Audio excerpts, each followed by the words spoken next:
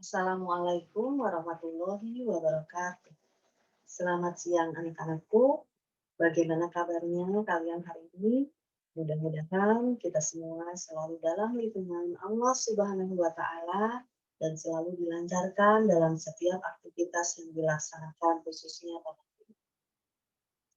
hari ini kita akan memasuki materi yang baru, yaitu mengenai teks editorial.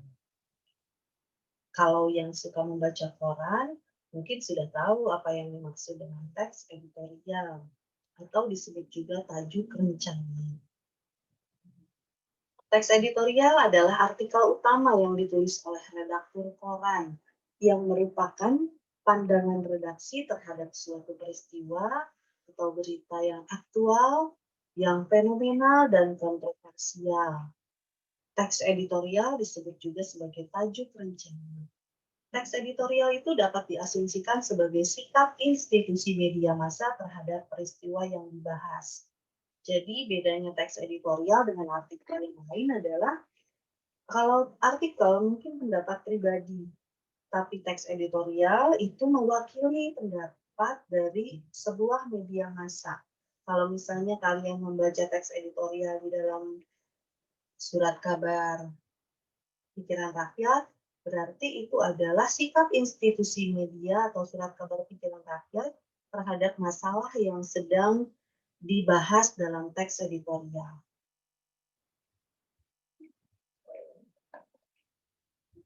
Yang berikutnya adalah mengidentifikasi isi teks editorial. Di mana biasanya kita menemukan teks editorial? Editorial dalam suatu media massa cetak biasanya berada dalam rubrik yang sama, yakni opini. Karena intinya teks editorial itu berisikan opini. Di dalam rubrik opini biasanya terdapat editorial, artikel, dan surat pembaca. Dan biasanya ketiga ragam opini ini berada di bagian tengah surat kabar atau majalah. Jadi editorial, artikel, dan surat pembaca. Bedanya adalah editorial berisikan opini yang mewakili sikap institusi atau media massa tersebut terhadap hal yang dibahas. Sedangkan kalau artikel adalah opini pribadi dari seseorang yang menulis artikel. Kalau surat pembaca berarti dari pembaca membaca media massa, mereka mengirimkan surat atau mengirimkan opini yang akhirnya dimuat di dalam surat kabar. Bagaimana gaya penulisan editorial?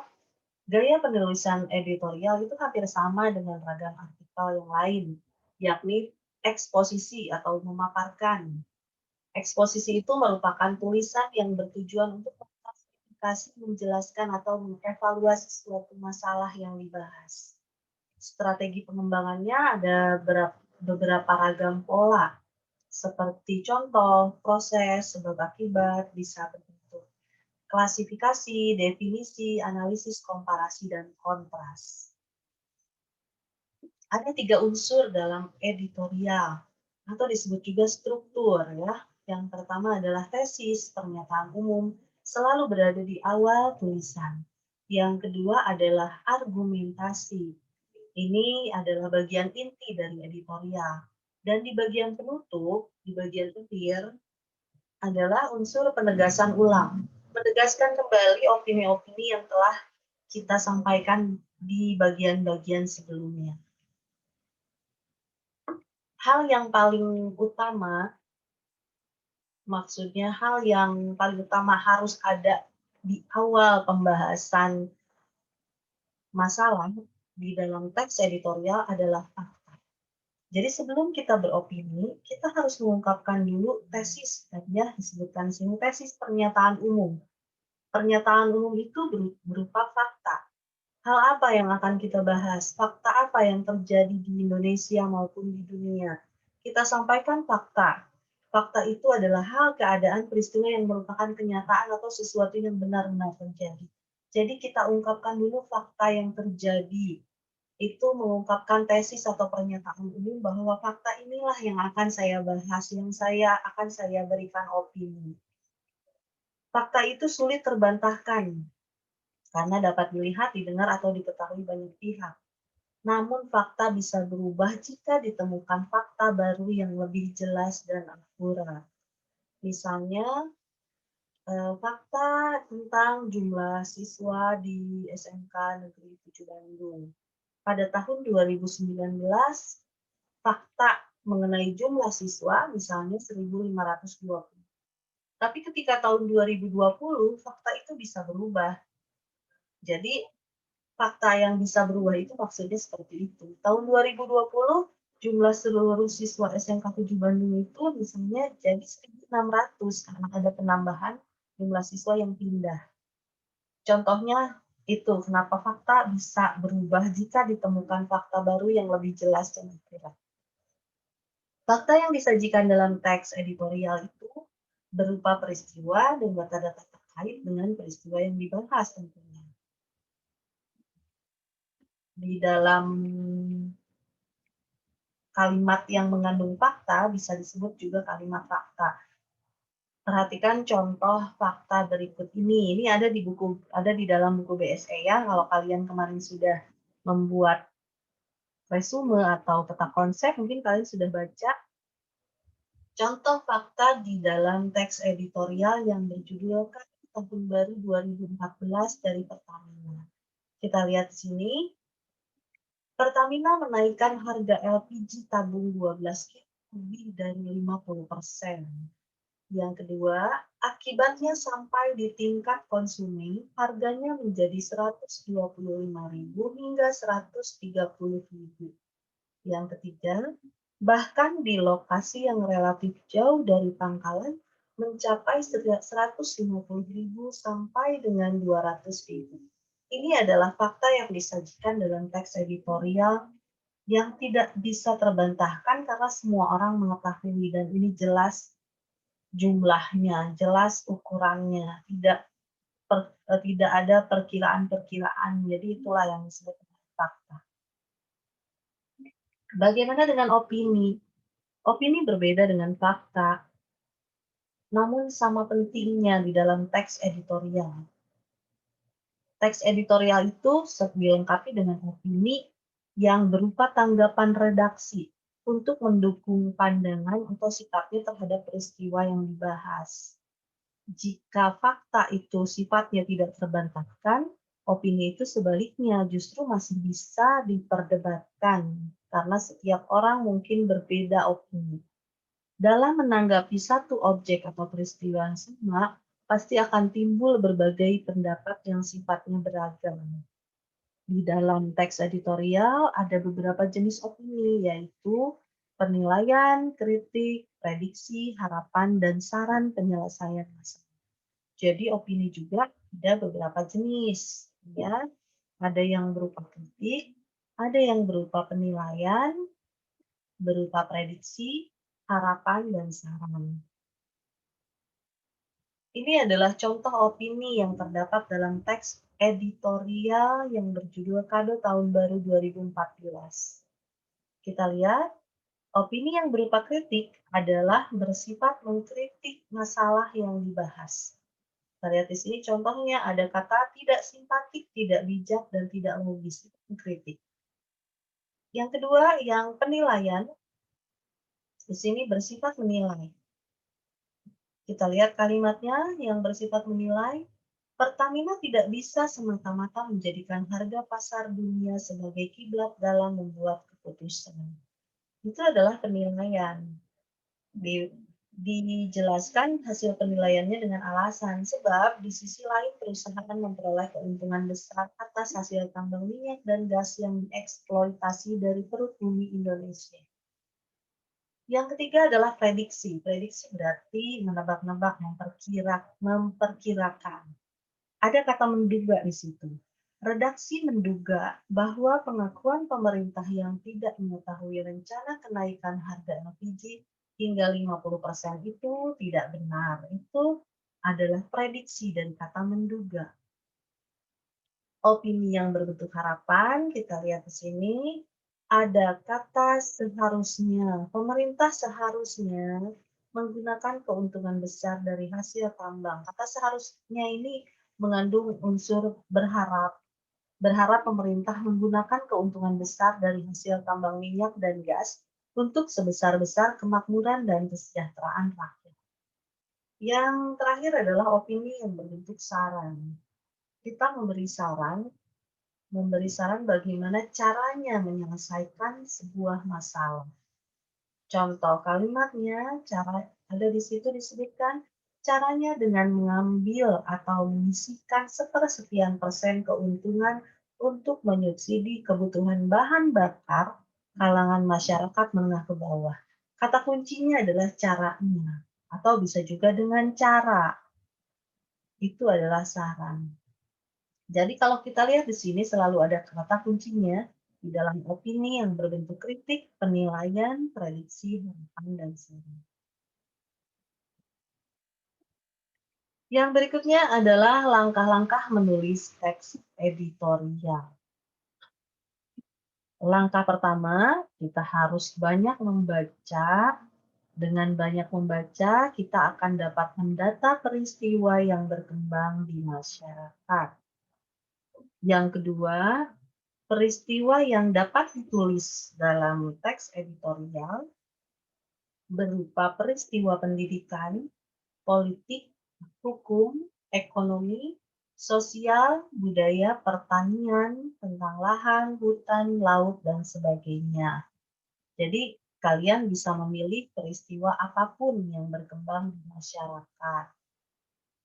Yang ketiga, peristiwanya dapat di level nasional maupun global atau internasional. Kalian bisa membahas masalah yang ada di Indonesia ataupun di luar negeri, di negara-negara lain, atau yang bersifat internasional. Peristiwa tersebut diklasifikasikan ke dalam beberapa kelompok berdasarkan keterjadiannya atau aktualitas, keluar biasaannya atau fenomenal, dan keterbantahannya atau disebut juga kontroversial. Jika hal-hal tersebut sudah terpenuhi, maka editorial dapat dibuat teratur. Tentu saja yang menulis itu satu, tapi sudah melalui kesepakatan dari keseluruhan tim redaksi atau redaktur. Bagaimana caranya kita menentukan apakah isu yang akan kita bahas itu aktual tidak, fenomenal tidak, apakah kontroversial atau tidak? Kalian harus sering-sering membaca berita utama di surat kabar atau menyimak berita utama di radio dan televisi. Biasanya kalau di surat kabar itu, berita utama disajikan di halaman depan bagian atas dengan gambar dan penulisan huruf yang mencolok, biasanya lebih besar hurufnya kalau berita utama. Di berita radio dan televisi, berita utama itu biasanya ditayangkan atau dibacakan paling awal. Jadi dibacakan paling awal menunjukkan bahwa itu adalah isu yang paling aktual. Berita yang fenomenal biasanya diulas tidak hanya oleh satu media. Jadi karena fenomenal sekali, maka setiap surat kabar, televisi, radio, atau bahkan di internet itu membahas hal yang sama, mengulas hal yang sama walaupun dengan beberapa gaya yang berbeda. Dan dipublikasinya berulang-ulang. Bagaimana dengan yang kontroversial? Kalau berita yang kontroversial itu beritanya mengundang perbedaan pendapat di masyarakat sehingga kadang-kadang juga menimbulkan polemik atau perdebatan. Jika dalam surat kabar, polemik itu biasanya ditandai dengan munculnya opini-opini yang berbeda-beda. Kalau di televisi atau radio, polemik itu muncul dalam bentuk diskusi, debat, atau konferensi. Mungkin kalian suka melihat ya yang perdebatan debat-debat politik itu di dalam ILC itu selalu memperdebatkan suatu hal yang sedang aktual, fenomenal, dan mungkin kontroversial. Nah, dari hasil membaca berbagai berita utama itu kan, isu aktual sebagai permasalahan yang layak ditulis dalam teks editorial dapat ditentukan. Jadi kalau nanti kalian akan menulis sebuah teks editorial, silakan kalian amati dulu di sekitar kalian atau kalian baca beberapa media mana hal yang sedang dibahas pada saat ini, lalu kalian bisa menemukan isu aktualnya dan kalian bisa memulai menulis teks editorial. Kita kembali ke fakta dan opini. Ada beberapa hal yang kadang-kadang hampir sama antara fakta dan opini, walaupun berbeda. Dengan inti kalimat yang sama, tapi dengan penyusunan kata yang berbeda, maka kadang sebuah kalimat itu bisa disebut fakta dan opini. Kita lihat perbedaannya ya. Ini adalah fakta. Dalam kalimat yang 3 ini adalah fakta. Yang pertama tentang kenaikan harga LPG tabung 12 kilo yang lebih dari 50%. Yang kedua, sampai di tingkat konsumen harganya menjadi 125.000. Yang ketiga, di lokasi yang relatif jauh harganya lebih mahal. Kita lihat dengan inti yang sama tapi kalimat yang berbeda, maka ini adalah pendapat. Kita lihat di situ. Kenaikan harga itu mengharuskan presiden yang sedang melakukan kunjungan kerja di Jawa Timur meminta wakil presiden menggelar rapat mendadak. Yang berupa opininya adalah kenaikan harga itu mengharuskan. Ini adalah opini dari penulis. Kalau presiden meminta wakil presiden menggelar rapat mungkin opini, tapi yang fakta. Presiden yang sedang melakukan kunjungan kerja di Jawa Timur meminta wakil presiden menggelar rapat mendadak dengan para menteri. Itu adalah fakta. Tapi yang disebut opini adalah opini tentang yang mengharuskan presiden melakukan hal itu adalah kenaikan harga. Itu adalah opini dari penulis.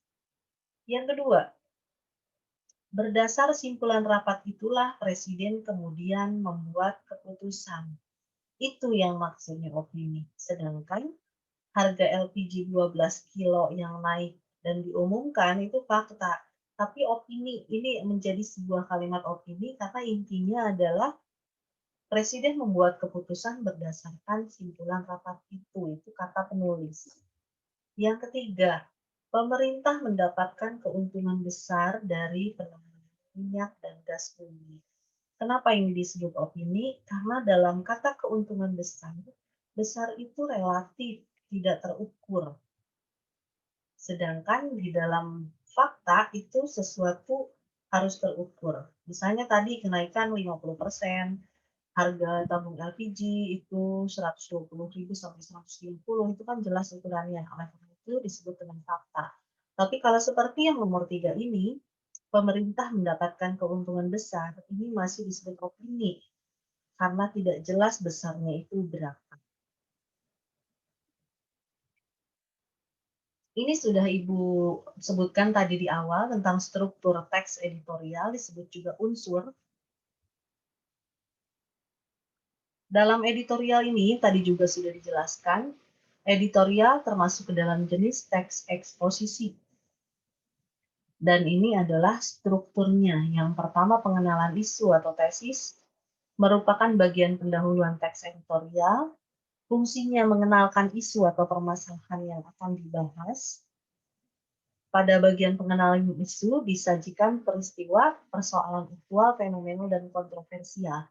Dan tentu saja di dalam bagian pengenalan isu ini mengandung fakta-fakta atau hal yang akan dibahas, ya, isu aktual, fenomenal, dan kontroversial yang sedang terjadi. Bagian kedua adalah penyampaian pendapat atau argumen. Bagian ini merupakan bagian pembahasan yang berisi tanggapan redaksi terhadap isu yang sudah diperkenalkan sebelumnya di pengenalan isu. Paragraf-paragraf argumen ini harus lebih banyak karena bagian inti dari teks editorial adalah argumen. Yang ketiga, penegasan. Dalam teks editorial, penegasan itu berupa simpulan, saran, atau rekomendasi. Di dalamnya juga terselip harapan redaksi kepada para pihak terkait dalam menghadapi atau mengatasi persoalan yang terjadi dalam isu tersebut. Kita lihat di penegasan, ada saran, ada juga harapan. Berarti opini itu ada di bagian penyampaian pendapat dan penegasan. Di bagian penyampaian pendapat itu bisa berisi tentang kritik, penilaian, dan prediksi. Sedangkan di bagian penegasan, itu opininya berupa saran dan harapan. Itu kata kuncinya ya. Silakan nanti kalian lihat teks yang berjudul Kado Tahun Baru 2014 dari Pertamina yang telah Ibu bagikan di dalam Google Classroom. Lalu kalian amati struktur teksnya dan paragrafnya supaya kalian lebih mengerti. Paragraf ke-1 dalam teks tersebut adalah pengenalan isu. Kalau kalian membaca, kalian akan lebih mengerti apa yang dimaksud dengan pengenalan isu. Sedangkan paragraf 2 sampai 6 itu adalah bagian penyampaian pendapat atau argumen. Dan paragraf ke-7 atau paragraf terakhir itu adalah struktur teks bagian penegasan. Kalau kita lihat komposisinya, bagian penyampaian pendapat atau argumen memang porsinya lebih banyak dibandingkan struktur pengenalan isu dan penegasan. Pengenalan isu dan penegasan satu paragraf juga cukup, sedangkan bagian penyampaian pendapat atau argumen harus terdiri dari beberapa paragraf supaya jelas argumennya yang berkaitan dengan isu aktual yang dibahas. Sekarang kita akan bahas tentang kaidah kebahasaannya. Biasanya di dalam teks editorial ada beberapa kaidah kebahasaan yang sering muncul atau digunakan dalam teks editorial. Yang pertama adalah penggunaan kalimat retoris atau retorika. Yang kedua, penggunaan kata-kata populer. Yang ketiga, penggunaan kata ganti penunjuk. Yang keempat, penggunaan konjungsi kausalitas. Kalimat retoris adalah kalimat pernyataan yang tidak ditujukan untuk mendapatkan jawabannya atau yang tidak memerlukan jawaban. Kalimat retoris ini memang kalimat tanya tapi tidak memerlukan jawaban.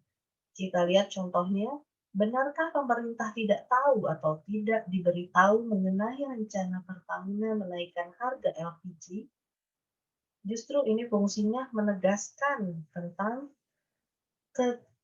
bagaimana sih reaksi pemerintah tentang menaikkan harga LPG? Kenapa sih pemerintah menaikkan harga LPG, tapi mengungkapkannya dengan cara seperti ini? Yang kedua adalah kata populer. Kata populer itu kata-kata yang mudah bagi halayak untuk mencernanya. Tujuannya agar pembaca tetap merasa rileks meskipun membaca masalah yang serius dipenuhi dengan tanggapan yang kritis.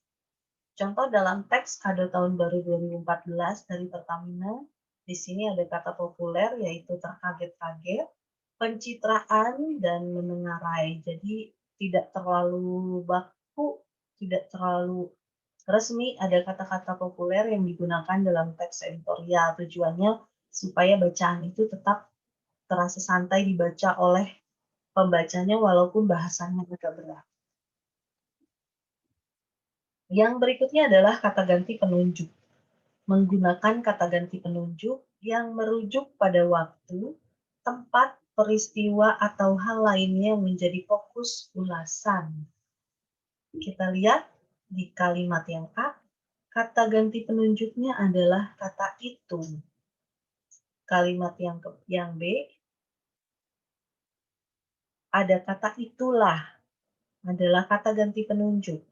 Kalimat yang C, kita lihat, kata ganti penunjuknya adalah ini. Dalam hal ini, Menko Ekwin dan Menteri BUMN tidak tahu. Jadi, ini, itulah, dan itu adalah kata ganti penunjuk yang menjadi fokus ulasan. Jadi, merujuk pada waktu, tempat, peristiwa, atau hal lainnya yang menjadi fokus ulasan. Yang berikutnya adalah konjungsi kausalitas. Banyaknya penggunaan konjungsi kausalitas seperti sebab, karena, sebab, oleh sebab itu. Hal ini terkait dengan penggunaan sejumlah argumen yang dikemukakan redaktur berkenaan dengan masalah yang dikupasnya. Jadi seringkali kalau argumen itu selalu disertai dengan alasan, selalu disertai dengan penyebabnya, kenapa saya berargumen seperti itu. Sehingga di dalam teks editorial itu sering ditemukan konjungsi kausalitas yang digunakan. Contohnya ada di PowerPoint ini, bagian A ada konjungsi kausalitas karena, sedangkan bagian B ada konjungsi kausalitas sehingga. Itu adalah konjungsi kausalitas atau sebab akibat. Bagaimana menyusun argumen atau pendapat terhadap isu aktual? Setelah tadi bagaimana cara menemukan isu aktual yang aktual, fenomenal, dan kontroversial, sekarang bagaimana menyusun argumen atau pendapat terhadap isu yang aktual? Yang pertama, untuk menyampaikan pendapat, kita harus mempunyai data yang cukup berkaitan dengan isu yang dibahas. Jadi hati-hati kalau kita mau berargumen, mau berpendapat, kita harus yakin bahwa kita sudah punya data yang cukup yang berkaitan dengan isu yang dibahas, lalu kita sudah paham, baru kita bisa berargumen. Jangan sampai kita tidak punya data yang banyak atau cukup, lalu apalagi tidak memahami, lalu kita berargumen. Itu yang salah, karena akhirnya argumen kita bisa saja menyimpang dari isu aktual yang sedang terjadi. Bagaimana caranya menyusun saran terhadap isu aktual? Saran itu pada dasarnya merupakan salah satu bentuk penegasan terhadap tesis dan argumen. Makanya saran ada di bagian penegasan ulang. Saran itu dapat disajikan berbeda-beda meskipun isu aktual yang ditanggapi hanya satu. Apalagi kalau kita ambil saran dari beberapa orang, mungkin ada saran yang berbeda-beda. Saran dikaitkan dengan pihak penerima saran. Jadi kita harus lihat dalam menyampaikan saran, kita harus mempertimbangkan kepentingan si penerima saran, posisi pemberi saran, dan penerima saran terkait isu yang dibahas, serta dampak atau efek bila saran tersebut dilakukan. Misalnya, kita tahu kalau di Indonesia ini kan terdiri dari beberapa agama. Jika isu aktual yang sedang dibahas berkaitan dengan agama, dan kita tahu pembaca dari editorial itu tidak hanya satu agama saja, sehingga dalam memberikan saran kita harus mempertimbangkan, harus berhati-hati. Karena mungkin saja yang membaca editorial yang kita buat itu agamanya berbeda dengan kita sebagai penulis editorial, jadi harus umum. Atau dalam bidang politik, seperti kita ketahui di Indonesia ini ada beberapa partai politik, sehingga kalau kita mau mengambil isu aktual tentang politik, dalam menyampaikan saran juga kita harus mempertimbangkan kepentingan posisi pemberi saran, kita sebagai pemberi saran dan penerima saran terkait dengan isu yang dibahas. Paham maksud Ibu? Jadi kita harus memikirkan dampak atau efek ketika kita memberikan saran di dalam editorial. Kita harus mempertimbangkan siapa yang akan baca. Saran yang baik setidaknya memenuhi dua syarat, yaitu benar-benar bisa menjadi solusi bagi penerima saran untuk memecahkan masalahnya dan praktis dapat dipraktikkan. Jangan sampai saran yang kita tuliskan bukannya jadi pemecahan masalah, malah menimbulkan masalah.